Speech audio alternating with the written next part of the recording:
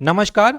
आप सभी के लिए बहुत ही पॉजिटिव ऑफिशियल न्यूज़ है कि एनएमसी के द्वारा 3200 और एमबीबीएस सीट्स को रजामंदी दे दी गई है, अप्रूवल दे दिया गया है 2024 में काउंसलिंग कंडक्ट कराने के लिए।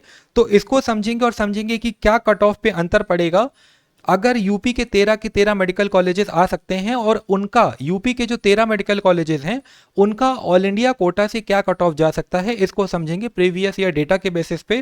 कुछ दो तरीके का डेटा है तो बहुत ही लॉजिकल तरीके से मैं आपको समझाने की कोशिश करूंगा, पर वीडियो को पूरा देखिएगा तभी आपको समझ में आएगा, क्योंकि ये बहुत बड़ा क्वेश्चन मार्क अपने आप में उठ रहा है। बहुत बच्चों के अंदर ये कंफ्यूजन है, हमारे पास में डाउट्स आ रहे हैं कि सर अगर यूपी के कॉलेजेस ऐड होते हैं तो ऑल इंडिया कोटा के कट ऑफ पे उससे क्या इंपैक्ट पड़ेगा, किस तरीके से पूरा अदर कॉलेजेस का कट ऑफ में इंपैक्ट होगा। तो वो सारे क्वेश्चंस के आंसर आपको इस वीडियो में मिल जाएंगे। एंड यहाँ पे बहुत ही लॉजिकल चीजें हैं, अब काउंसलिंग लॉजिकल तरीके से आपको अप्रोच करना होगा। तो प्लीज वीडियो को पूरा देखिएगा और मेरी बात को ध्यान से समझने की कोशिश करिएगा, क्योंकि अगर यूपी के 13 के 13 कॉलेजेस ऐड हो जाते हैं तो डेटा में बहुत ही ड्रास्टिक चेंजेस आपको देखने को मिल सकते हैं कट ऑफ पे। तो चलिए, कल रात में हमें ये ऑफिशियल न्यूज़ मिली कि 3200 मेडिकल कॉलेज सीट्स को अप्रूव कर दिया गया है। यहाँ पे ऑफिशियल तरीके से ये न्यूज़ तो नहीं थी कि किन कॉलेजेस को अप्रूव किया गया है, कहाँ के, और इसमें से कितने गवर्नमेंट और कितने प्राइवेट मेडिकल कॉलेजेस हैं। बट सिंस हमें पता है कि यूपी के कॉलेजेस की अपील पड़ी हुई थी और महाराष्ट्र के नए कॉलेजेस की अपील पड़ी हुई थी, महाराष्ट्र में भी 9 से 10 गवर्नमेंट मेडिकल कॉलेजेस खोलने के लिए गवर्नमेंट वहाँ पे एफर्ट कर रही है, जिनके नाम है जलना, भंडारा, वाशिम, बुल्धाना, गढ़चिरौली, नासिक, अमरावती। देन यूपी के कॉलेजेस के नाम तो आपको पता ही है, यूपी के कॉलेजेस के नाम ये हैं, आप देख सकते हैं अपने सामने, सोनभद्र, कौशाम्बी, कानपुर देहात, कुशीनगर, सुल्तानपुर, चंदौली, गोंडा। इन सभी जगह पे इंफ्रास्ट्रक्चर टोटली कंप्लीट है, पर at the same time problem यह है कि यहाँ पे टीचर्स की कमी थी। जब पिछली बार एनएमसी का इंस्पेक्शन हुआ था तो रिजेक्शन होने का कारण था कि वहाँ पे स्टाफ और एनएमसी ने जो नया रूल बनाया है उनके इंस्पेक्शन पैरामीटर के हिसाब से यहाँ पे रिक्वायरमेंट पूरी नहीं हो रही थी। तो सेंट्रल गवर्नमेंट ने मिनिस्ट्री के द्वारा इंस्ट्रक्ट करा के एनएमसी के जो पुराने रूल्स थे, यानी कि जो 2020 वाले रूल्स थे जिसके अकॉर्डिंग इन नए मेडिकल कॉलेजेस को अप्रूवल मिल सकता है, उन रूल्स को फॉलो करने को कहा। 2023 के जो एनएमसी के नए रूल्स बने थे उनको स्क्रैप करने को कहा। तो अब जो टीचर्स की फैकल्टी की कमी थी और जो बाकी चीज़ों की कमी थी उसके कारण यूपी के नए मेडिकल कॉलेजेस जो हैं वो नहीं रुकेंगे, क्योंकि यूपी के कॉलेजेस रुकने में मेन यही कारण था। आप देख सकते हैं क्लियरली लिखा हुआ है, the decision is in line with ministries stance, said a senior NMC official. The print had earlier reported that the ministry had asked the NMC to suspend the new regulations for 2 years, saying that they have unrealistic infrastructure and faculty requirements which medical colleges are finding to fulfill. तो आप सभी लोगों को पता है कि आपके जो यूपी के 13 नए मेडिकल कॉलेजेस थे वो इसी कारण से रिजेक्ट हुए थे। उसके अलावा कुछ आंध्र प्रदेश में, राजस्थान में, महाराष्ट्र में भी कॉलेजेस इसी कारण रिजेक्ट हुए थे, क्योंकि सब जगह पे यही बोला जा रहा था कि फैकल्टी की कमी है। पर अब वो जो मेन कारण था सिंस उसको हटा दिया गया है, तो यूपी में 13 मेडिकल कॉलेजेस आए ना आए, बट कम से कम 8 से 10 मेडिकल कॉलेजेस आने की अच्छी उम्मीद है। और अब आ जाते हैं कि उनका एक्सपेक्टेड कट ऑफ क्या हो सकता है। तो यहाँ पे मैं आपको पूरी मैथमेटिक्स बताऊंगा। जिस दिन ये क्लियर हो जाएगा कि इतने कॉलेजेस आ रहे हैं, आप खुद इसको कैलकुलेट करके देख पाएंगे कि क्या एक्सपेक्टेड कट ऑफ जा सकता है ऑल इंडिया कोटा के राउंड 1 से और ऑल इंडिया कोटा के राउंड 3 तक यूपी के उन 13 कॉलेजेस के ऐड होने का। इसके अलावा सभी लोगों को, आप लोगों को पता है कि काउंसलिंग का ऑफिशियल नोटिफिकेशन आ चुका है कि 14 तारीख से आपका या 15 तारीख के आसपास से आपकी चॉइस फिलिंग स्टार्ट हो सकती है। उसके बाद में ऑफिशियल शेड्यूल भी आया था जिसको विड्रॉ कर लिया गया। तो डेट्स आप टेंटेटिव वही मान के चलिए 15-16 अगस्त के आसपास। काउंसलिंग थोड़ी सी लंबे चलने वाली है, तो देखते हैं क्या होता है। फिलहाल एक चीज़ क्लियर है कि गवर्नमेंट क्लियरली ये चाह रही है कि सीट मैट्रिक्स में जितना टाइम मिल सके मिले, क्योंकि आपका जो सीट मैट्रिक्स होता है वो चॉइस फिलिंग के लगभग एक दिन पहले या सेम डे पे ही आता है। तो सीट मैट्रिक्स में जितना भी टाइम मिलेगा उसी टाइम के अनुसार आपको नए कॉलेजेस खोलने की जो अप्रूवल की वो है, ज़्यादा गवर्नमेंट को कैपेसिटी मिलेगी। तो अब आते हैं यूपी के नए कॉलेज को लेके। देखिए, जब नए कॉलेजेस खुलते हैं तो सबसे बड़ा क्वेश्चन मार्क होता है कि उनका कट ऑफ क्या जाएगा, यानी कि ये वो अपनी जगह जो है वो कहाँ पे बनाएंगे जाके। जब वो ऑल इंडिया कोटा में जैसे यूपी में है तो सभी लोगों को लगता है कि यार नए कॉलेज खुल रहे हैं, कोई नए कॉलेज नहीं लेगा, लोग पुराने कॉलेजेस को प्रेफर करेंगे। तो ऐसा बिल्कुल भी नहीं होता है। जब 2021 में नए कॉलेजेस खुले, लास्ट ईयर कुछ नए कॉलेजेस खुले, तो एक बार एनालाइज करते हैं कि उनका क्या कट ऑफ गया था और उसके बेसिस पे एनालाइज हम करेंगे कि यूपी के कॉलेजेस का क्या कट ऑफ जा सकता है। तो आप ये देखिए, राजस्थान में लास्ट ईयर आप सभी लोगों को पता है कि 5 नए कॉलेज ऐड हुए थे, ठीक है।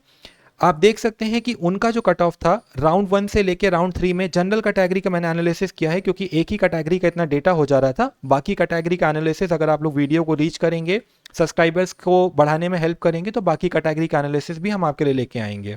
तो यहाँ पे आप देख सकते हैं कि राजस्थान में जो लास्ट ईयर 5 नए कॉलेजेस खुले थे, उनका कट ऑफ जो था फर्स्ट राउंड का वो 10,000 11,000 की रेंज में था और राउंड 3 तक जाते जाते 14-13,000 की रेंज में था। सिंपल सा फैक्टर है, जब ऑल इंडिया कोटा की चॉइस फिलिंग होती है तो जिस स्टेट के बच्चे होते हैं, ऑल इंडिया कोटा में जो कट ऑफ आता है उसका जनरेशन कहाँ से होता है इसको समझने की कोशिश करिए। जब ऑल इंडिया कोटा की काउंसलिंग होती है तो जिस स्टेट के बच्चे होते हैं, मैक्सिमम टेंडेंसी ये होती है कि कोई यूपी का बच्चा है तो वो सबसे पहले यूपी के सारे कॉलेजेस को ऊपर रख देगा। अगर कोई राजस्थान का बच्चा है तो वो सबसे पहले राजस्थान के कॉलेजेस को ऊपर रख देगा, देन उसके बाद में नॉर्थ इंडिया की बाकी कॉलेजेस को रखता है। अब ओवरऑल नीट में नॉर्थ इंडिया का मेजर 5 स्टेट्स का, हरियाणा, दिल्ली, यूपी, बिहार, राजस्थान, इन 5 स्टेट का बच्चा क्वांटिटी में बहुत ज़्यादा है और अच्छी रैंक भी प्रोड्यूस करते हैं और ये बच्चे इन स्टेट्स के कॉलेजेस को ऊपर रखते हैं, जिसके कारण हमेशा ही कोई नया कॉलेज अगर इस रीजन में खुलता है तो इसका कट ऑफ हमेशा ऊपर ही रहता है, चाहे वो नया कॉलेज क्यों ना हो। तो राजस्थान के नए कॉलेजेस का कट ऑफ लास्ट ईयर आप देख सकते हैं, ऐसा नहीं कि नया कॉलेज खुल रहा है तो बच्चे उसके ऊपर साउथ के कॉलेजेस को या फिर थोड़ा सा लोअर साउथ के कॉलेजेस को ज़्यादा प्रेफर कर रहे हैं, बच्चे अपने होम स्टेट के कॉलेज को ही प्रेफर कर रहे हैं। ये एक बेसिक टेंडेंसी होती है। देन आप देख सकते हैं महाराष्ट्र के कुछ नए कॉलेजेस का पिछले आपका तीनों राउंड का कट ऑफ पिछले साल का वो भी आपका 15 से 20,000 के रेंज में रहा राउंड 1 से लेकर राउंड 3 तक। देन लास्ट ईयर एमपी में एक नया मेडिकल कॉलेज आया, राउंड 1 में 14,000 और राउंड 3 में 17,000 पे गया। बिहार में भी सेम स्थिति रही, 14,000 के आसपास आपका पूर्णिया ऐड हुआ और 17,000 पे उसकी कट ऑफ फिनिश हो गई नए कॉलेज के बावजूद, जबकि 17,000 पे ऑल इंडिया में अगर आप साउथ में चले जाएंगे तो कुछ काफ़ी पुराने और रेप्यूटेड कॉलेज भी मिल जाते हैं।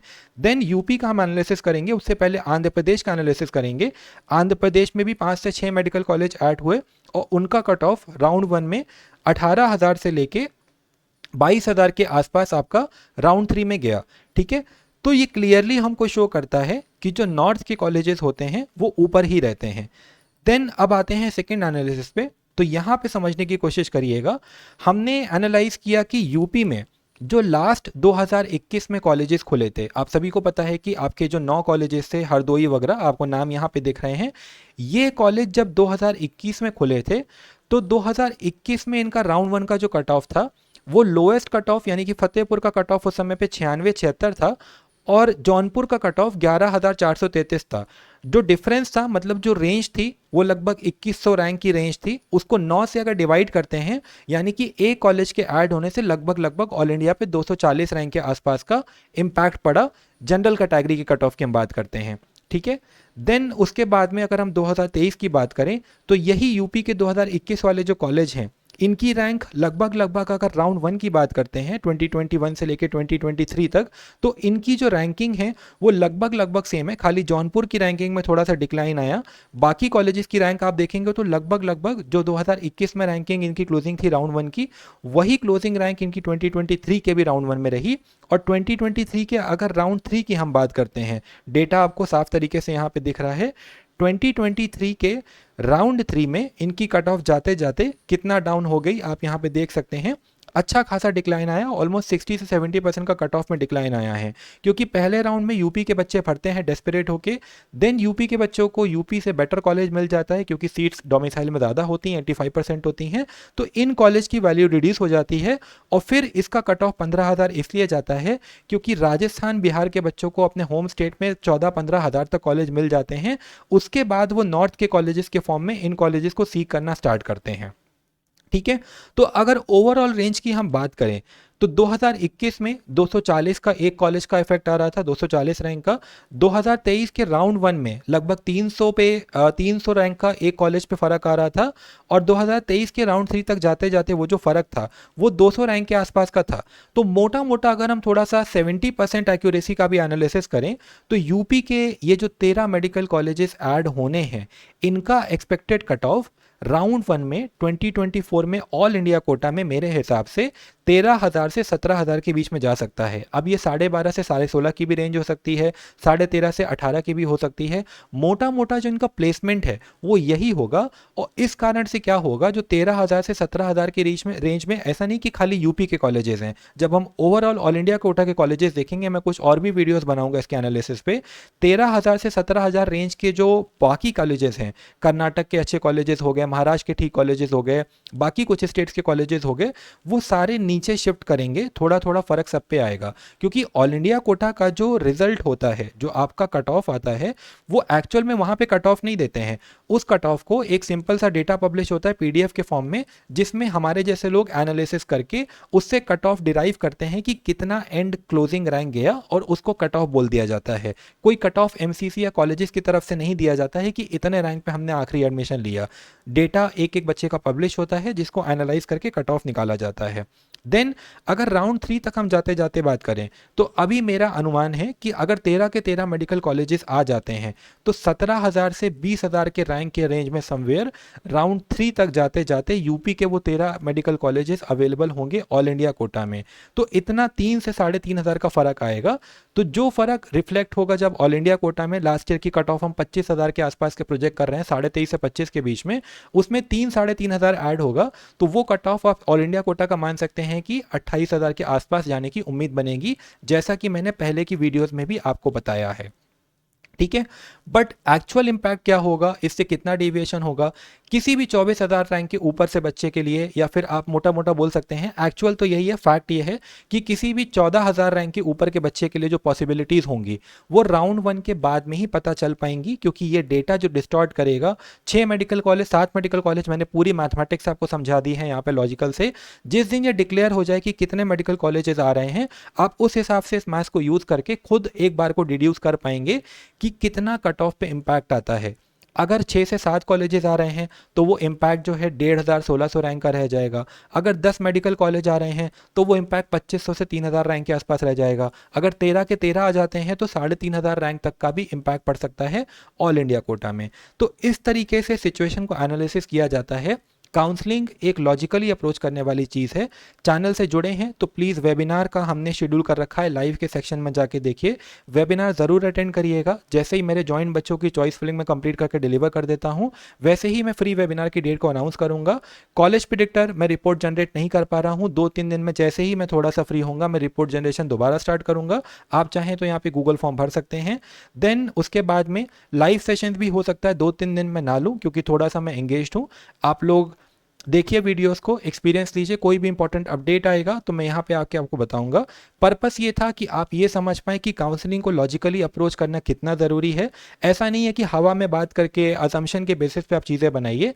प्रॉपर तरीके से इतना सारा डेटा अवेलेबल है प्लेटफॉर्म्स पे, अगर आप प्रॉपर तरीके से लॉजिकली रिड्यूस करने की कोशिश करेंगे तो काफ़ी अच्छे इन्फरेंसेज आप निकाल सकते हैं और काउंसलिंग को अच्छे से अप्रोच करके अच्छे रिजल्ट निकाल सकते हैं। But at the last time मैं टैगलाइन हमेशा बोलता हूँ कि काउंसलिंग एक डायनेमिक प्रोसेस है। एक बार में एक राउंड कोई अप्रोच करिए, यहाँ पे बैठे बैठे एंड का अंदाजा बहुत ज़्यादा मत लगाइए। एक एक स्टेप पे आपको आगे के प्लान को दोबारा चेंज करना पड़ेगा, मैन्यूवर करना पड़ेगा। तो अकॉर्डिंगली प्लान करना काउंसलिंग को बहुत ही ज़्यादा ज़रूरी होता है। उम्मीद है कि आपको वीडियो अच्छी लगी होगी, एनालिसिस आपको समझ में आया होगा। अगर आप प्यार देंगे, चैनल के सब्सक्राइबर्स की रीच को बढ़ाएंगे, व्यूज़ देंगे, लाइक्स करेंगे, तो हम आपके लिए अदर कैटेगरीज का भी एनालिसिस लेके आएंगे, क्योंकि आपका प्यार ही हमें एनर्जी देता है, मोटिवेशन देता है। Thank you for watching the video and let's meet in another video with another good analysis. कुछ और भी एनालिसिस मैं आपके लिए इससे रिलेटेड लेके आऊँगा। मिलते हैं अगली वीडियो में। Thank you.